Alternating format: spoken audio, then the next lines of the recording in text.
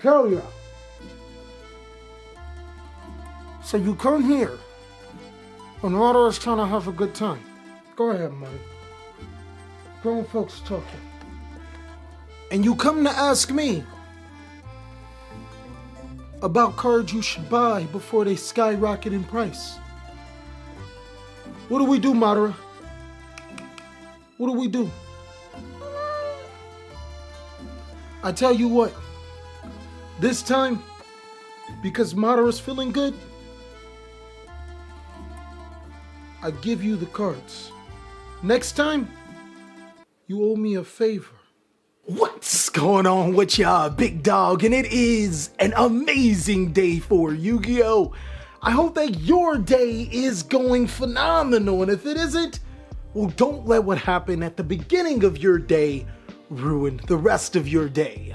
Speaking of such, Cali the Don actually gave me permission to give you the cards that you should buy before they skyrocket in price. Not only do we have the new Albash Strike Structure deck that's coming out today for all OTS stores, tomorrow for anybody else that's trying to get it from Walmart, we also have some cards that you should be looking out for from Ghosts of the Past 2. So of course I'm going to be talking about cards that I'm going to be picking up, and if you just so happen to be picking them up too, use my TCG player link down below in the description. Cali the Don requires it. Without further ado, let's go ahead and start talking about these cards. Okay, so the first card I think is going to have an immediate impact right now. Today actually wasn't even supposed to be a buy these cards, but since this card is gonna be on a roll very soon, thought I'd give you the information. Ghost Bell in Haunted Mansion is an amazing Yu-Gi-Oh card because of the Albash Strike Structure deck. Cards like Brandon and Red are completely negated by Ghost Bell in Haunted Mansion, but it has so much more.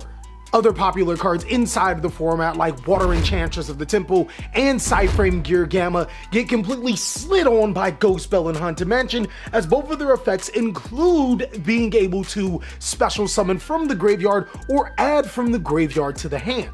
There's also other really impactful cards like Coal by the Grave into the format. Getting your hand trap Coal by the Grave would feel terrible if you didn't have the Ghost Bell. Basically what I'm saying is that Ghost Bell in Haunted Mansion is the hand trap that you should seriously consider picking up, because the cheapest version of this card is $4. This card can easily be a $10 ultra rare. Seriously, it could be a $10 ultra rare really fast. These secret rare copies of Ghost Bell in Haunted Mansion are $30 each, which is understandable, but I can see this card hitting astronomical numbers, as not only is this card extremely good in the format right now, it is just overall a great Yu-Gi-Oh card. And I gotta say, when the bell tolls, pick this up or you will have a Haunted Mansion. But let's say the ship is already sailed on Ghost Bells, or you already have your copy. You might want to be looking towards the future on what are some good cards. Well, there is one card that is extremely cheap right now, and you'll be mining for it if you don't get it before it's too late. I already spoiled the card name, didn't I? Cynet Mining is a one-man band when it comes to cyber support. At the cost of discarding one card from your hand, you can add a level 4 or lower Cyberse monster from your deck to your hand. This card is extremely simple and extremely effective. There are so many amazing strategies that can take full advantage of Cynet Mining. To name a few, Salomon Great is easily the one that comes to mind, but then there's also Code Talker and Ignister, and with the new Decode Talker Heat Soul coming out in Ghosts from the Past 2, you can bet that if it's not reprinted inside of that particular set, Cynet Minings will skyrocket in price. But to be honest, Cynet Minings will skyrocket in price regardless. Secret rare copies of Cynet Mining start at about $8 per copy, and to be honest, those are the only ones I trust. Because Ghosts from the Past could reprint Cynet Mining as an ultra rare, I'm really skeptical on the ultra rare copies right now, but they are only about $2 a copy, so it could be a risk that could pay off. Now for Pendulum players, a card that has always caught my eye is a card that is a couple of years old and did skyrocket in price once before. Odd Eyes Revolution Dragon is a very interesting looking card. Why? Because its pendulum scale is outrageous and its monster effect is outrageous. Mighty Body Mr. Hottie, what's up, boy? Why we buying this card, dog? Huh? Huh? You such a good boy. Mighty Body, tell him. Tell him why they need to get the card.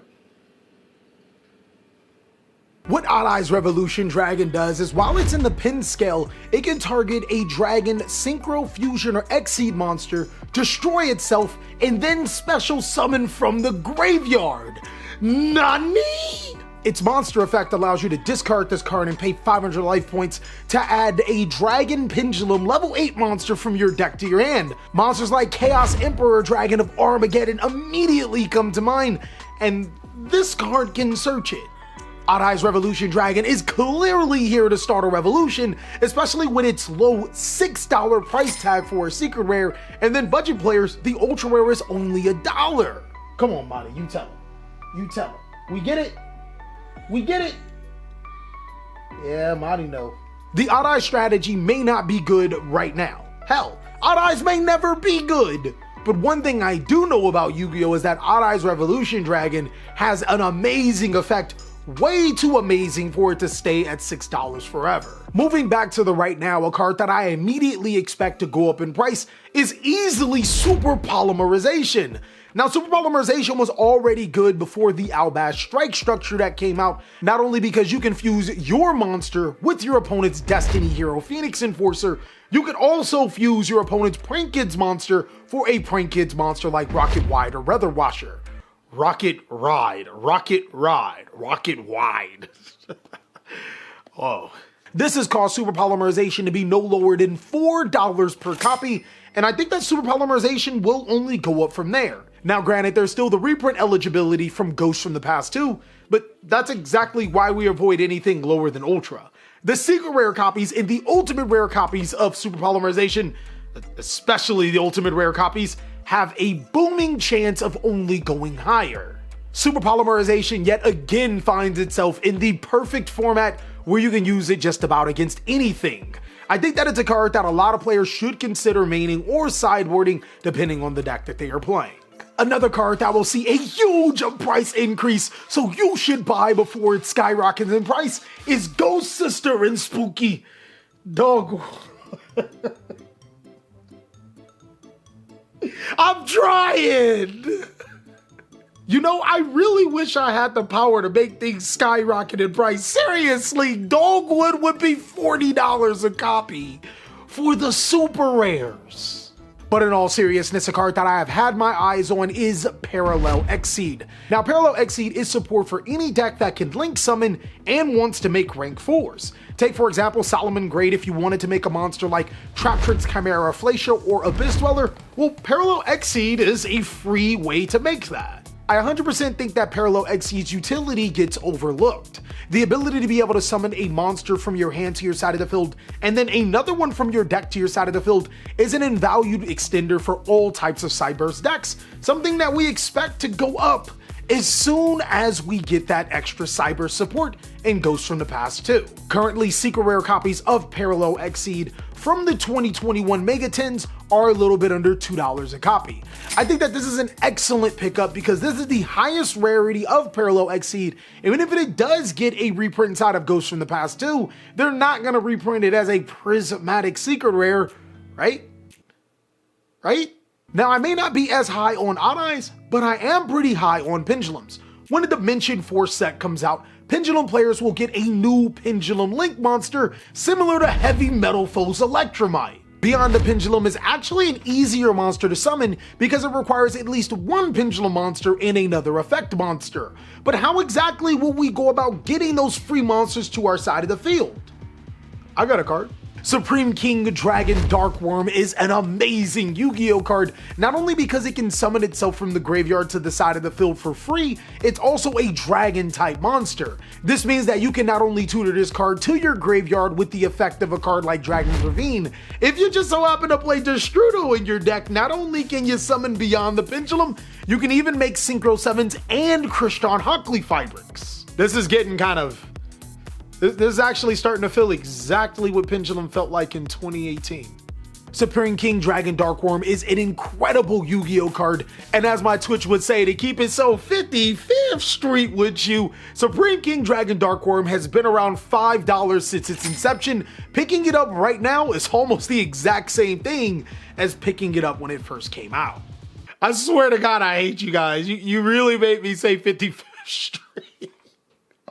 On YouTube, though. Great, now the Hoover's gonna kill me. I don't know what to say now. I'm dead. I can't go back to LA. I like orange. My car is orange.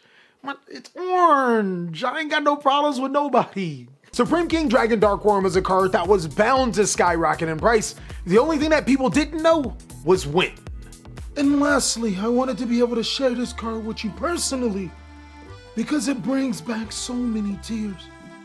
Back when we used to run in the liquor game, there used to be a prohibition on it, and me and my boys had to find other ways to do it. People don't know, but the difference between alcohol to cure your wounds and alcohol that you drink is that the government puts an additive in it to kill you if you drink it. That's something Conspiracy Cali taught me. But anyways, you could say that there was a sales ban on liquor, and that's actually something you should be looking out for, capiche? Sales ban has a very interesting effect. You declare one name, your opponent can't use it for the turn, but you can't use it for a duel. What if I'm not playing the card I determine? Seriously, Benny, if you're going for an OTK that turn, or if you're declaring a card that you don't play, you're in the clear. Sales ban is 100% Cali to Don's pick, because not only does it bring back memories, it's at an all-time low. You can pick up sales bans from anywhere from between $3 to $5 for a secret rare copy inside of the Battle of Chaos set. I gotta say, if there's anything that's a bargain basement deal, this is one of them. Anyways, it's your money. I'm not gonna tell you what to do with it. But if you were smart like me, and you were raising yourself ever since you was a little one, then you'd listen to a Don when he speaks to you. And just like me and Cali ain't been steering you wrong, there's also some other things that you should probably know about. Take for example these two videos right here. Click on one, then come back and click on the other one after you finish watching it. You can also check out Master Duel Kelly. Not gonna lie, dude's a weirdo, but I like him. But regardless all of that other stuff that Cali says, I hope you're having a great day and whatnot, and make sure to ask how Squamata's doing.